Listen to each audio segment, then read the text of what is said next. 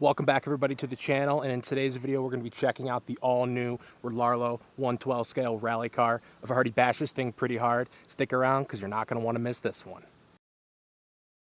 So before we get this car a little bit too dirty, I do want to take a quick look around of the body, what's underneath the body, and what comes inside the box.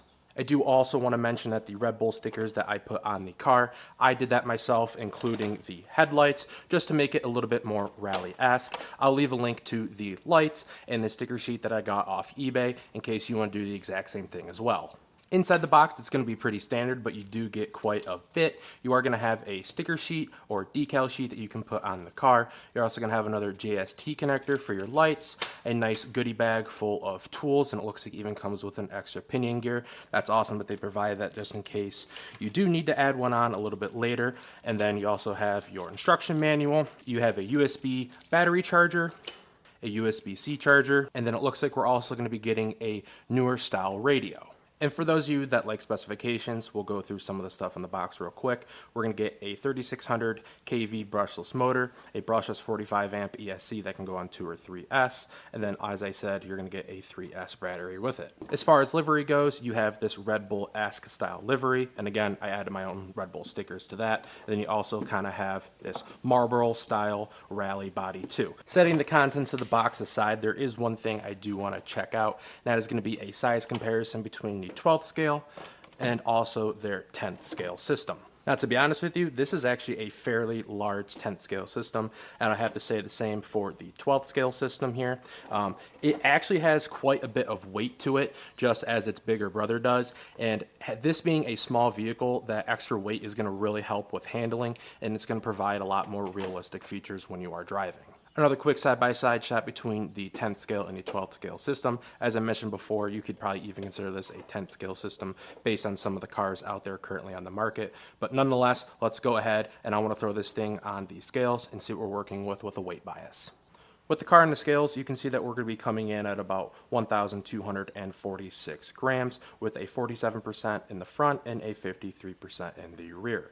Now, this is a good starting point. I like to see roughly a 50-50 from a box stock car like this, but the good news is that you can set it up just whatever way you want right from the box. If there's one thing that I always continuously applaud Rlaarlo for, that's always having a nice, neat, clean layout and presentation underneath the body. It's very nice to see that, especially coming in at the price point that it is, and the fact that it's a full RTR coming in with everything that you need in order to get running right out of the box. Turning on the transmitter, we're going to power on the vehicle. It does come with a ESC fan as well. And the cool thing that I did notice is that you do have a return voltage on here, so that way you can see if your vehicle is going to be running a little bit low on battery. Another cool thing with this vehicle is that it is going to come equipped with a mini gyro, and honestly that's one thing I was not expecting with this vehicle. I definitely thought that it was going to be way too small in order to install one, but nonetheless Rlaarlo pulled it off, and you do have a gyro in there really to help you out when cornering and doing those rally style turns. Taking a look underneath the body, we can see that we are going to have a full light system. We're going to have headlights, and we're going to have tail lights in the rear. And what's even cool is you have a simulated exhaust to shoot flames with a little orange LED in the tailpipe. That is pretty awesome. If there is one critique I do have for the future, I would like to see a magnetically mounted light system. That meaning you don't have to worry about running wires to your power distribution board on the body, because if you forget that they're plugged in and you go ahead and you take this thing off, you can rip out some of the JST connectors or pull that off from the top. But I did notice too that they also screwed in the power distribution board right here, and that is actually going to hold your scoop on top. So that's pretty clever. Well, I think that's going to be enough for taking a look at this vehicle. I'm so eager to get this thing out. Let's charge up some batteries and take it for a rip. Now, the cool thing with this being 12th scale and the size that it is that it is literally backpack sized. I have everything but the kitchen sink in this backpack, and I still have room. This is a standard size backpack that I used when I was in college. I got batteries, I got transmitters, I got more batteries, I got camera gear, and honestly that's the one thing that is an awesome selling point for this vehicle, is that I have so many vehicles that they're big, they're heavy, you know, they're just a nuisance to carry around, but with this, it's just a grab and go. Good news for me is that this actually does have a thumb steer on the transmitter, so it makes it a lot easier to film and drive with one hand.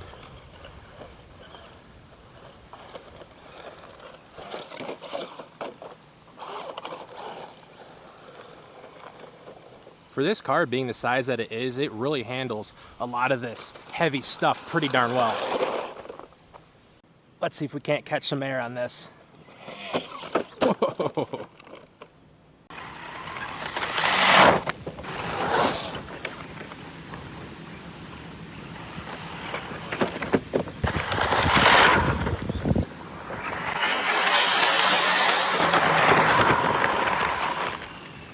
All right, let's go see what else we can get ourselves into. This thing is pretty awesome. Okay, I did move over to a little bit more of an open area. I really want to test out this gyro and hang some of these corners. That was a good one right there.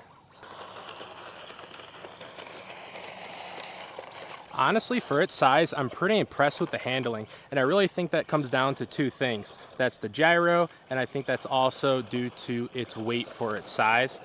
It may seem a little bit heavy, you know, when you first get your hands on it, but honestly, if you're gonna be out running it and stuff like this, you really want that heavy weight in order to be able to easily throw it around, and then again, that gyro is just gonna help correct whatever you can't correct when steering.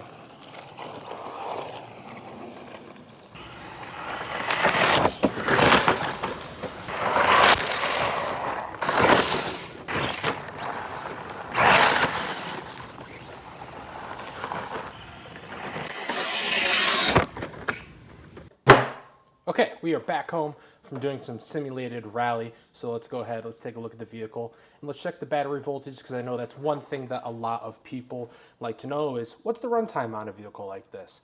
And honestly, it really just depends on how you drive it. But one quick thing, if you guys want to get the body shell off, these are actually push and turn style, so you need to pull up to release the spring, turn it until it lines up with the slots. Do that on both sides. Again, pull up and turn, and then align it with these slots, and then you can just go ahead and you can push right through and release the body. One thing I would say is that if you are going to be running this in a type of terrain that I was running in, you are going to contain a lot of that dirt and debris, as this is basically just acts as a giant scoop in a bucket and catches all that. So you are going to get some stuff trapped underneath there, and for that I would recommend getting yourself a handheld blower, so that way you can just blow all the debris right out. So we're going to take my handy dandy capacity controller checker, and we're going to plug in the battery and see what the current rating is. And it looks like I pretty much ran it dead flat. So I would say you can get pretty much about 20 to 30 minutes of runtime out of a battery like this, but these are really good batteries. I actually use them in my other vehicles as well, and I would recommend picking yourself up a couple extra of these if you do end up buying the truck. Now, although this car is not necessarily a basher and it's more for a scale realism rally style of driving, that doesn't mean that I'm not going to try and catch some airtime on this. So I'm going to go ahead, I'm going to grab my ramp, and we're going to head out and send this thing to the moon. So I am very curious to see how this is going to jump. Every Rlaarlo car that I've owned has been one tough cookie, so I still want to see how well this thing gets its wings. Whoa! Whoa! First hit did pretty well. Nothing's broken on it. Everything still works as intended. I did lose one of my light buckets, but that's my fault, not Rlaarlo's. But we're gonna try and jump it again. Now the idea for this jump is I'm gonna try and clear the camera. But if you see my other videos, you'll know that my track record with this is not the greatest.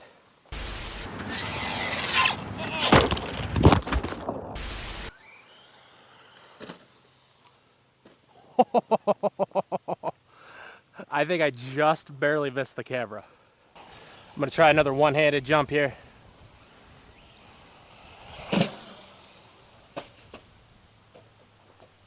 Man, I gotta say, this little car taking one heck of a beating. So after all those jumps and all that bashing, the only damage is that the ESC just came unstuck from the tray. But to be honest with you, it is 95 degrees out here. I have been running it. This truck is pretty warm. So, you know what? I think if that's the only thing that happened to this truck through all that, it gets my seal of approval.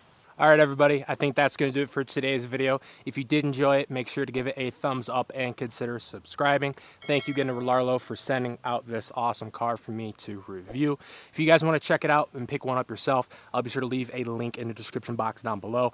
I'll also include the light buckets and all the custom decal sheets, and where you can pick it up on eBay, Amazon, or wherever. Thank you guys again for tuning in, and I'll see y'all in the next one.